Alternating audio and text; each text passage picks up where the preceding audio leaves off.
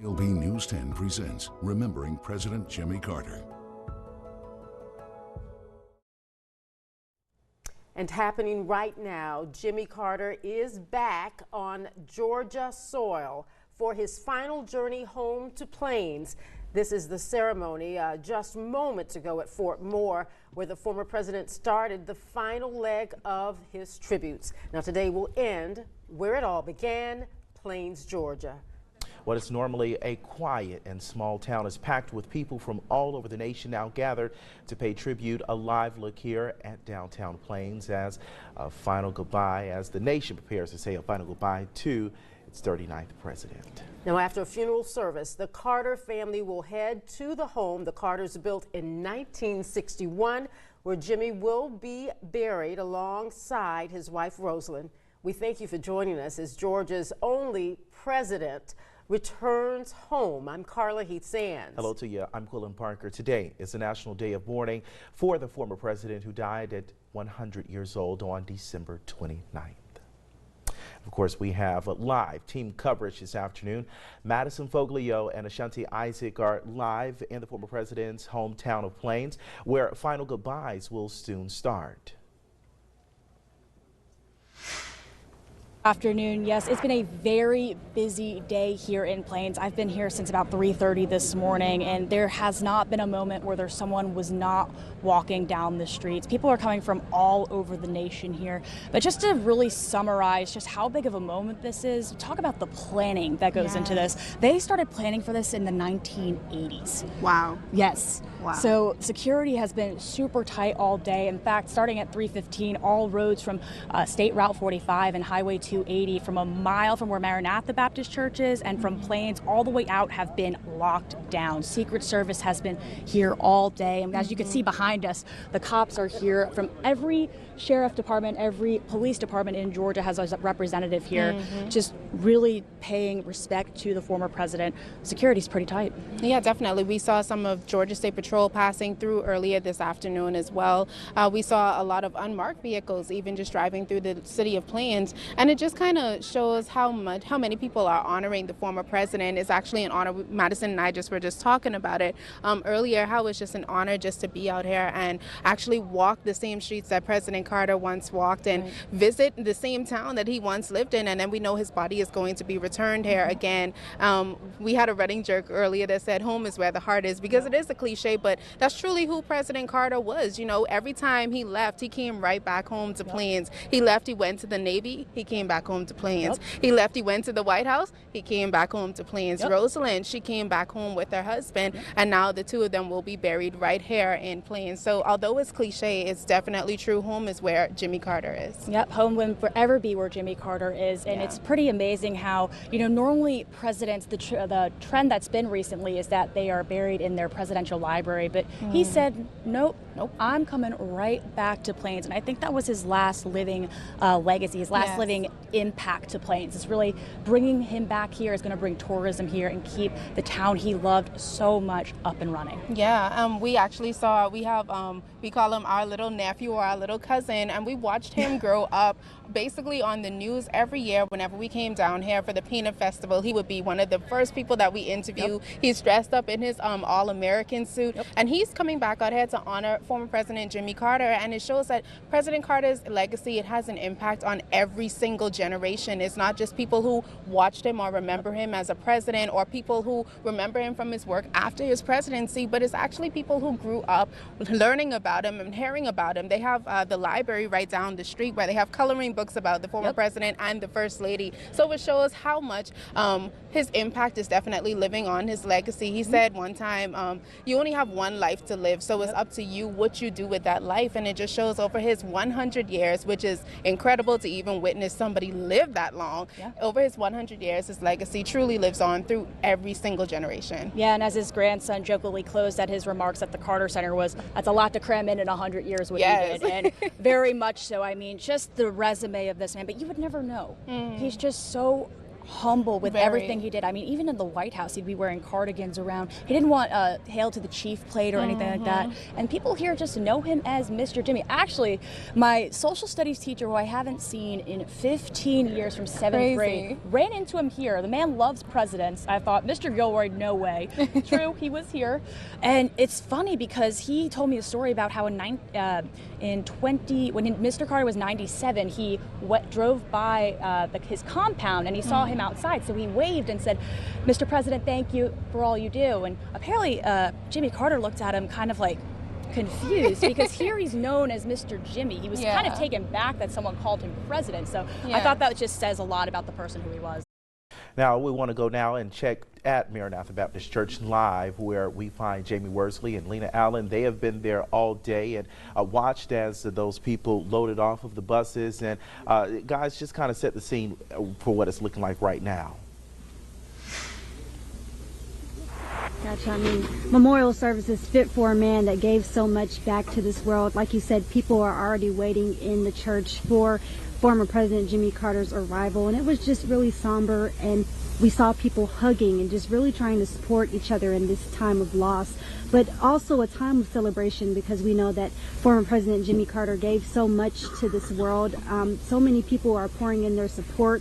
We're here at the church now, and just right under the sign we're seeing some flowers just sitting there to pay tribute to the former president. But I want to talk about the memorial services that have been panning out all day. Of course, we know that the funeral services in Washington, D.C. did get pushed back about 75 minutes as people reflected up there, and of course President Joe Biden giving that eulogy. But we do know now that former President Jimmy Carter is on his way to his hometown of Plains, and of course when he gets here there will be a military flyover as he is carried into his church. And one of his wishes was that he be buried just before dusk, and of course after the services here he will be led to his home to be buried next to the love of his life, Rosalind Carter. Of course, all of these promises being fulfilled. We talked about this a lot today. These plans have been in place for many, many years, Jamie. Yes, and one of the things that the former president knew from the very beginning is that he wanted his family and grandchildren involved in his service. And so today,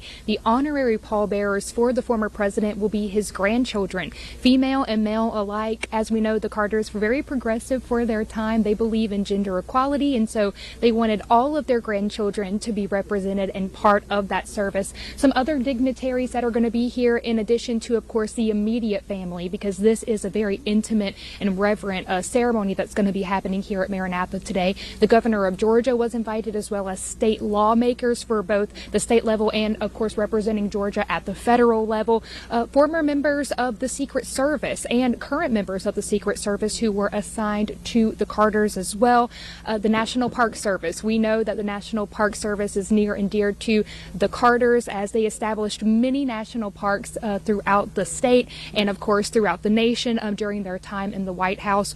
Also, staffers who worked with him in his administration in the White House, as well as those who knew him best here in his hometown of Plains, those that attended church with him, maybe his Sunday school services here at Maranatha Baptist, and those who have cared for him in his last 2 years while he has been in hospice care.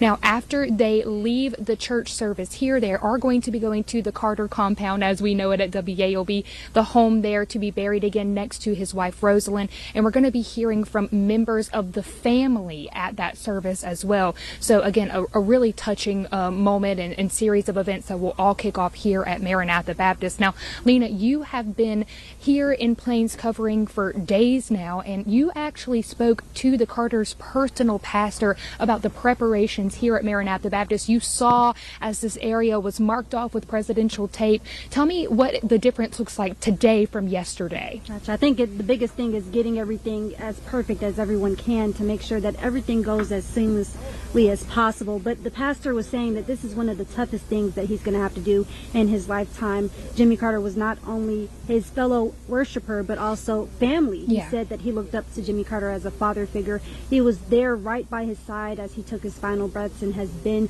by his side throughout this final journey throughout the country. And it just really is hitting home for him as he prepares to give that final eulogy. But how do you give a final eulogy looking at the resume that Jimmy Carter has with all of his accomplishments? Well, he tells me that the biggest thing he wants to make sure to do is display Jimmy Carter's faith for the world to see, so that everyone can take an example and lead their life the same way that he did throughout these last 100 years. So it's definitely moving to watch everybody come together and give their stories and memories, because that's exactly what former President Jimmy Carter is leaving behind for us to reflect on, right? Absolutely. And a big thing that they mention here at the church after each Sunday school lesson is the Carter Challenge. And that's ways to help people in the community, whether it's cutting grass for your neighbor, delivering a meal to someone, you know, who is in need. And so that legacy is going to continue both here at Maranatha Baptist and in the city of Plains as people remember their president from South Georgia, Jimmy Carter. Now, we are going to send things back in the studio to Carla and Quinlan.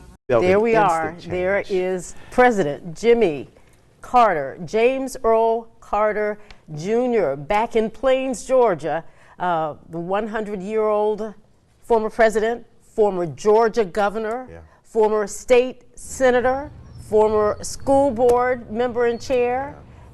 Back home, he has made Plains, Georgia, Southwest Georgia, Georgia proud. Oh, man. We are so proud. Look at that. That is remarkable. That is amazing just to see all those people lined on the street. On a cold day. Cold day, and it was indeed. cold in Washington as well, colder, along with the snow. And again, it turned out to be a beautiful day. Yeah. There was lots of sunshine with the beautiful snow there. But people still stood in long lines to view him, to see him once again in the rotunda in our nation's capital. Very, very special. So very as they special. pass through downtown Plains, they're now going to go past Plains High School, Old Plains High School.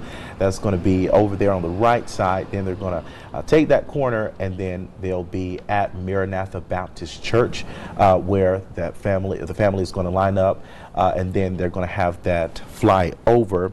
I was also thinking seems like it was just yesterday. We celebrated his birthday, his 100th birthday, had a flyover for his birthday. Yes. That was, to, honor the former president, a formation flyover there. But this time now it's to honor him as the commander-in-chief and as for his naval service. So just a very surreal moment.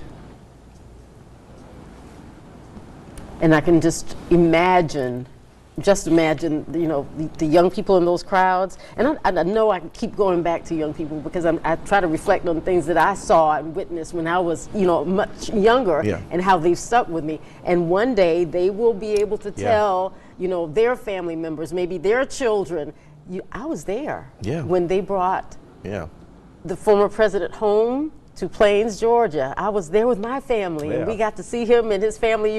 So this is history. It is. This is history. Indeed. This is the only time that we've had this experience of bringing a president back home to Georgia, because he was the only president from Georgia. And it speaks here to South Georgia, rural Southwest Georgia. Growing up with no electricity, No running water. no running water.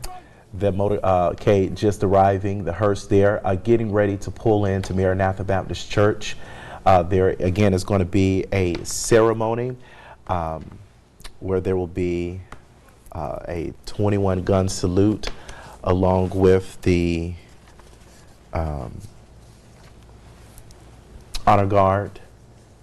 The band will be playing, and then we'll have that flyover with the missing man formation.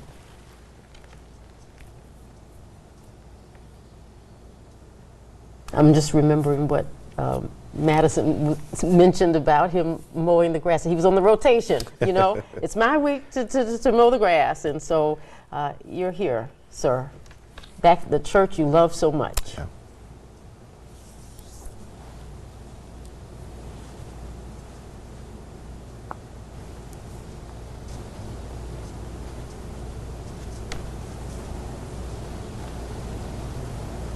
Of course, we know it's been a very emotional, sure, just week or two for the Carter family, especially today. We saw lots of emotions from the children, of course, Amy. Of course, we're thinking of all of them during this time, again, as we get ready to say our final goodbye to former President Jimmy Carter. I wouldn't necessarily say goodbye, just to see you later. Yes, yes. And we will get to visit both of them sometime this summer. When the compound becomes a part of the National Park Service, and visitors will be welcomed from all over the globe. Yeah. See now the Carter family exiting from their vehicles, and just as soon as they get lined up, then that's when we are expecting that flyover.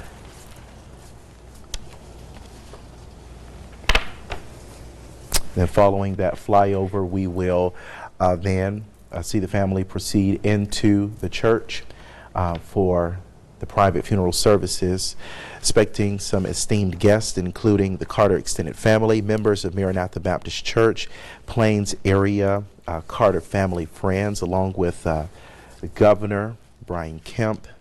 We're also expecting state representatives, state senators. Also, we know that there were some extended family that traveled also with them to Washington. There are going to be some other guests who will be joining in the private funeral services. I believe some of the caretakers. Caretakers, yes.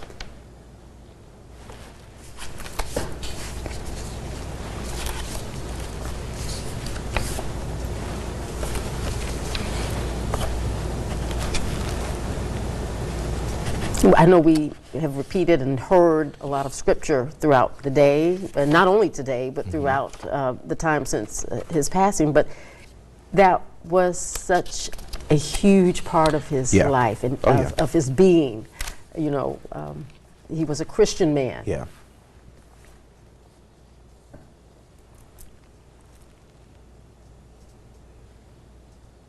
And speaking of being by his side, again, his personal pastor, Tony Loudon, and the Navy chaplain, they were there from Phoebe Sumter. They went to Washington, they went to Atlanta, they went to Washington, and now they are back in Plains. That Navy chaplain, Judy Milano, and we also know that she was with the Carter family and Pastor Loudon during Mrs. Carter's funeral services, and also during that private service for Mrs. Carter, she also sang a solo at the service as well. And walked.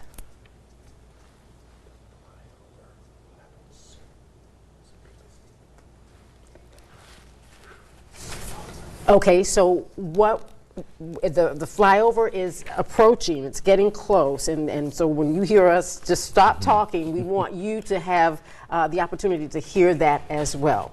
So we understand that it's getting very, very close. Yeah. Something else to know, of course, we were talking about planning, and of course, Mr. Carter and Mrs. Carter, they were intimately involved with the Joint Task Force National Capital Region in planning this when they started back in 1986. Something that I heard earlier today was that he wanted the burial to be close to dusk, and so that's why we're seeing the late funeral service here this evening. Of course, not this late. I think we were expecting to already be in the service around this time. At 5:20 originally it was supposed to take place. Yeah, we were expecting them to get to the residence at around 5:20 for that private internment that's happening. But again, that flyover expected to happen now in about a minute.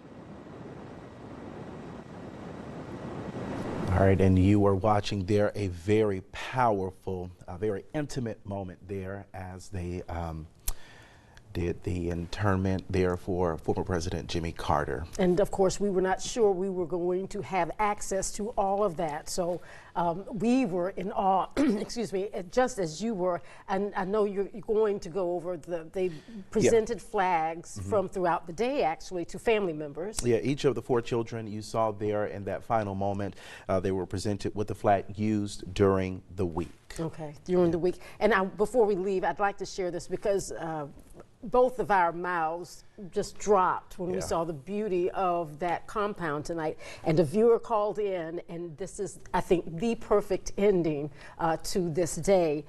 She said that the picture of Carter's, or from Carter's interment, reminds her of Psalm 23. The Lord is my shepherd. I have all that I need. He lets me rest in green meadows. He leads me beside peaceful streams. He renews my strength. She's from Nashville, Georgia. You know who you are. Thank you so much for sending that to us. But it is the absolute perfect scripture to end this day. Thank you so much for sticking with us throughout this week. And of course, we will continue to remember and honor the life and legacy of former President Jimmy Carter. We now return you to regular scheduled programming. Have a great night.